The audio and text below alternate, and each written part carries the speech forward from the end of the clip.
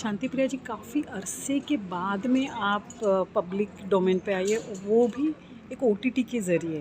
तो क्या कर रही थी इतने साल? Thank you for having me.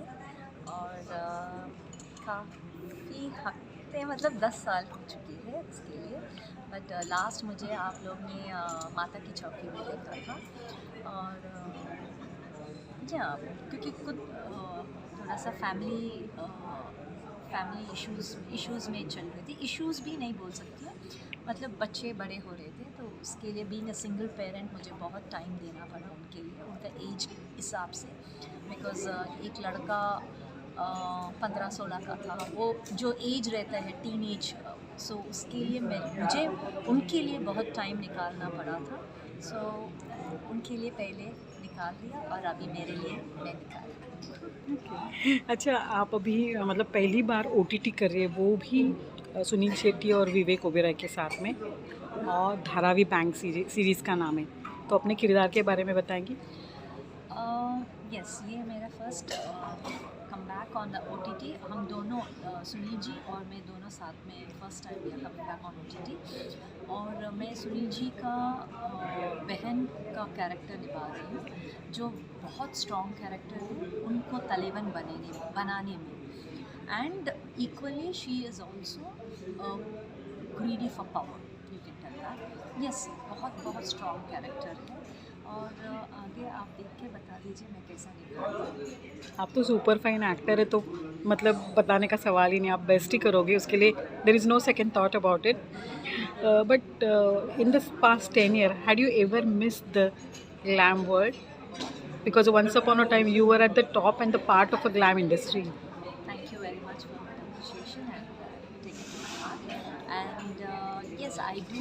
Actor always is an actor. और वो जो ग्लैमर मिलता है ये एक ही इंडस्ट्री से मिलता है। And yes, I did miss my glamour world and my popularity. But मैं उससे ही बहुत बहुत कैरेक्टर निभा रही थी, एक रिस्पॉन्सिबिलिटी, एक मदर की, जो मुझे लगा मुझे वो इम्पॉर्टेंट है मेरे बच्चे के लिए, being a single parent. So वो भी किरदार मैं निभा रही थी, तो equally it was like a best time for me to give my kids that time. So I don't regret for that. Yes, I am back to my place where I belong to. मैं जिधर की हूँ मैं उधर ही वापस आ चुकी हूँ, और इस बार मैं नहीं जाने वाला। That is one thing. इस टाइम मैं नहीं जाने वाली हूँ, मुड़ के भी नहीं देखने वाली जाने के लिए। ग्रेट। सॉरी। आपने मतलब काफ़ी सारी फिल्में की है, तो ऐसी कोई अभी तो रीमेक का ज़माना चल रहा है, तो आपको ऐसे कौन सा लगता है कि आपकी किसी फिल्म का रीमेक कर सकते हैं, एंड वाई? मेरा खुद का पिक्चर का हाँ जी। मेरा खुद का पिक्चर का बोलना चाहती हूँ, मैं सौगंध करना चाहती हूँ। Because being my first movie, it's very close to my heart, बहुत मेरे दिल से जुड़ा हुआ पिक्चर है। प्लस पहली पिक्चर होके भी मुझे इतना स्ट्रॉन्ग कैरेक्टर मिला है अपने पिक्चर के लिए। मुझे आज भी लोग सौगंध के बारे में, सौगंध की वजह से मुझे जानते हैं। सो वापस मैं वो एज एन एक्सपीरियंस, मुझे वापस वो कैरेक्टर, चांद का कैरेक्टर निभाना चाहती हूँ। ओके। यहाँ पर सुनील जी के साथ में भी शायद आपने काम किया है बड़े पर्दे पर, so how is it working with him for an OTT for the first time? Nice nice. मैं सुनील जी से बड़े पर्दे पे अभी तक कभी नहीं नहीं किया। 90s में नहीं किया, ये पहली बार उनका कॉम्बिनेशन में मेरा है। ओके, तो कैसा रहा उनके साथ काम बहुत करना? अच्छा लगा। फर्स्ट ऑफ ऑल हम दोनों साउथ इंडियन से, बहुत डिसिप्लिन थे, बहुत सिंसेरिटी है। ऐसे नहीं ये बोल रहे हैं दूसरे लोग को नहीं है, बट साउथ इंडियंस अलग ही होते हैं, वो पूरा दुनिया जानते हैं और देश भी जानते हैं इसके बारे में, काम के मामले में। And yes, we both are proud to be together. तो क्या सेट पे क्या बातें होती थी? आप लोग दोनों एक ही कम्युनिटी के, तो किस तरह से बातें होती थी? हम दोनों दोनों एक दूसरे के बहुत 90s कैसे ज़माना थे और अभी कैसा चेंज हुआ, क्या क्या हो रहा है, क्या क्या नहीं हो रहा है, बहुत कुछ सेट्स में हमारे डिस्कशंस होते थे। Yes, of course we used to discuss a lot. Okay. और जब भी मौका मिलता है, बिकॉज उनका बहुत मेकअप का बहुत 2-2 3-3 घंटे चलते थे, सो इतना भी उनको बात करने का मौका नहीं मिलते थे, बट जब भी मौका मिलते थे हम एक फैमिली की तरह बैठ के बहुत बात करते थे। ओके, विवेक के साथ में अनुभव कैसा रहा? विवेक के साथ मैं काम नहीं किया क्योंकि हमारा कॉम्बिनेशन है ही नहीं था, क्योंकि हम लोग तलेवर का फैमिली का है और वो तो कॉप का कैरेक्टर हाँ हाँ। है। सो अभी तक तो आ गई है, तो अभी आगे बहुत कुछ है।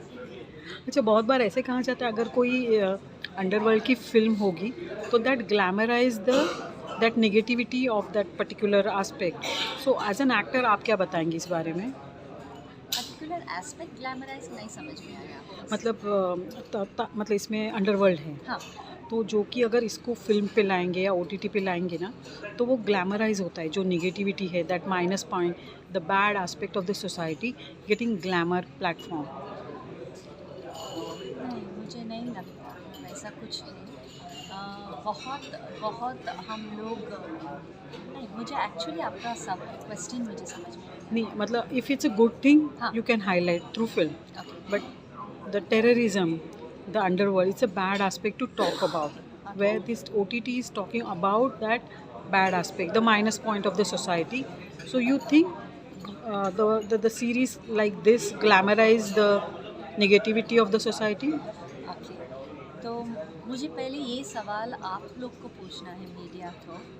हम लोग तो ठीक है OTT में बना रहे, पिक्चर बना रहे, उसके लिए 5-6 महीना लगता है, 1 साल भी लगता है। बट आप लोग तो न्यूज़ इमीडिएटली छप जाते हैं। आपका अभी भी एक किस्सा हुआ है, that was the topic in headlines of every paper, newspaper, highlighting on the social media, सब जगह पे ये न्यूज़ फैला रहे थे। सो इसको क्या, इंडस्ट्री को क्यों आप दोषित करते हैं?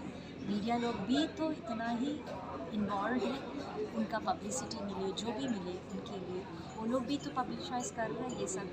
सो it is equally both give and take, don't blame anybody.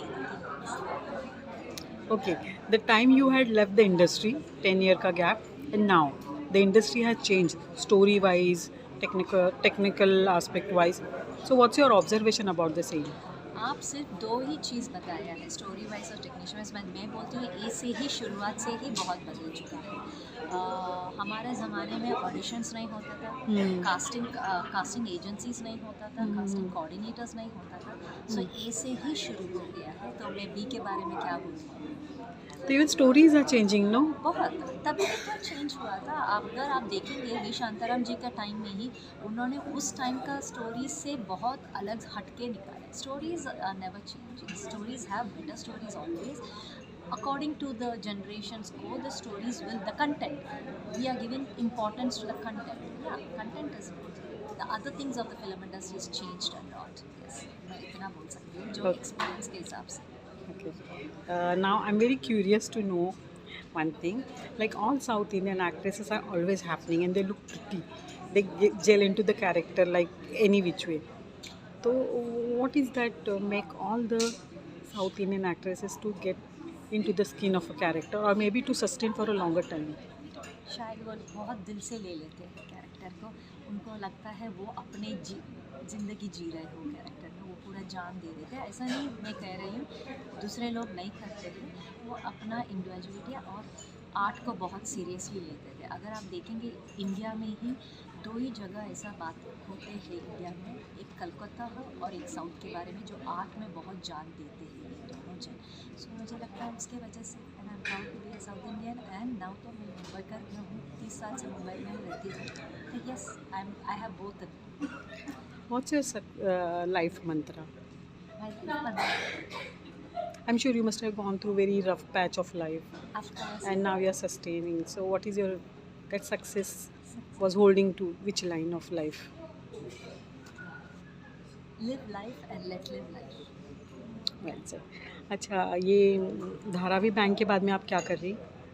Dharavi bank के बाद में मैं एक बायोपिक कर रही हूँ सरोजनी नायडू का ऊपर, जो मैं मेन किरदार निभा रही हूँ, सरोजनी जी, जो नाइटिंगेल ऑफ इंडिया, और it's a pan India, it's 4 languages, and yes it's a theatrical release. Okay. When is that it's releasing or shooting? Shooting शुरू हो गया है, 2 शेड्यूल्स हो चुके हैं और तीसरे शेड्यूल यूपी पे लखनऊ में हो चुका है। And when is that film is releasing? 2023 में। Okay, great and nice to see you. Thank you very much. Thank you. Thank you for having me. Thank you.